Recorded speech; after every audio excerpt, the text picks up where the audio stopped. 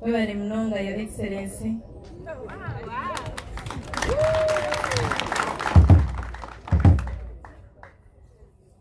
Abebitinisa mwena baryaha, abebembezi bambarra, abutwisha nabo kuruga Kampala, aba NUP Secondary School.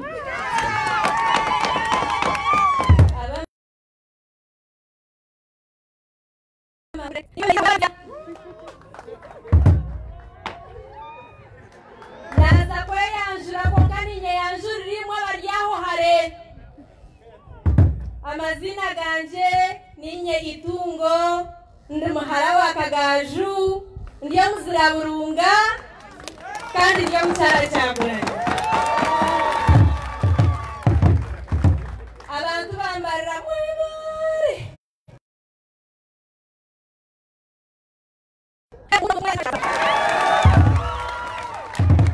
Hina ziri kubasa kumasha natutendereze.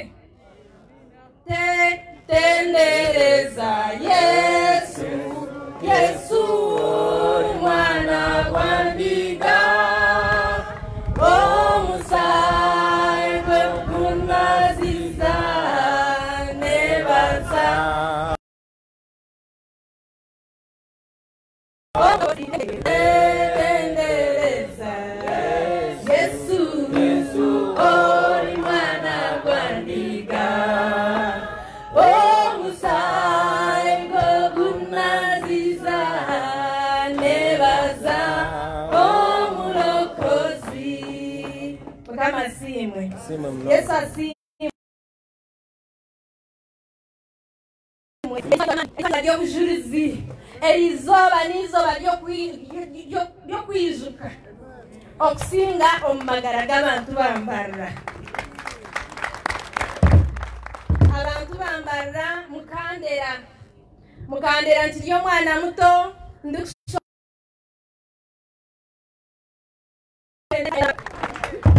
omumwona nimmanyamu nkatambuza mwe bijere twije hano kuzana kapira kane tuborjiriya nare okujiriya nikashoma nawo jiriya twatuzana hamwe senta yatekereza kuntwara mwirwa jiriya niwe bari kuba we baremirimo.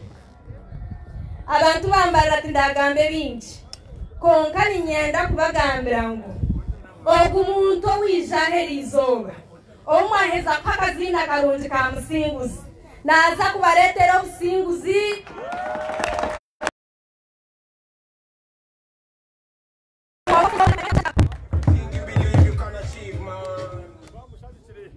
mwebare okwisha kwanyu okunabare bamuhanda okumwana urwana na polisi mutatine tia gasi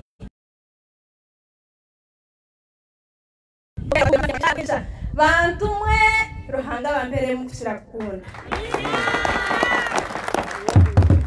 tindagambe binjaru. And I know this was your speech time. I really appreciate, and I will let you speak to the people. Thank you, sir. Give me a hand.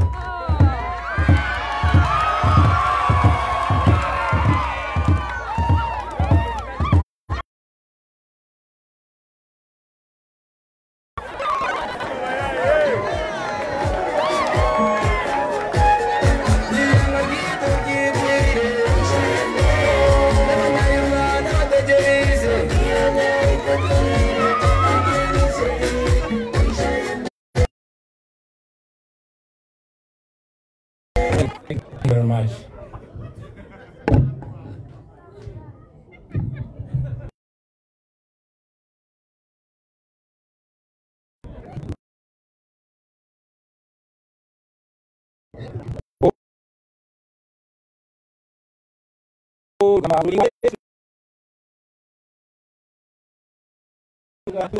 Kururiwa turiajare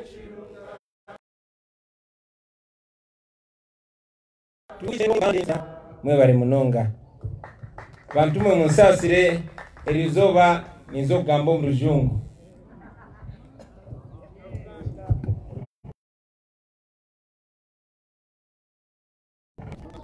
The people of Uganda gathered in this place here today, and all those watching us all over the country and all over the world.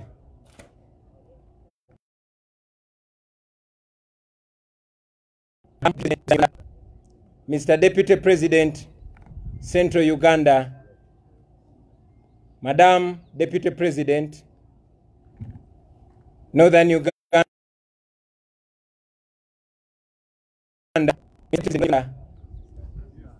Eastern Uganda, I beg your pardon. Allow me to invite my brother, Peter,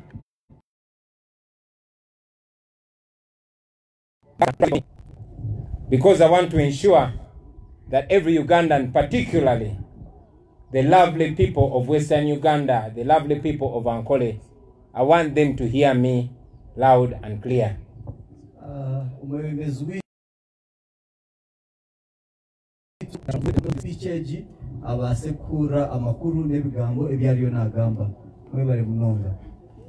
So again, to the people of Uganda, all over the world,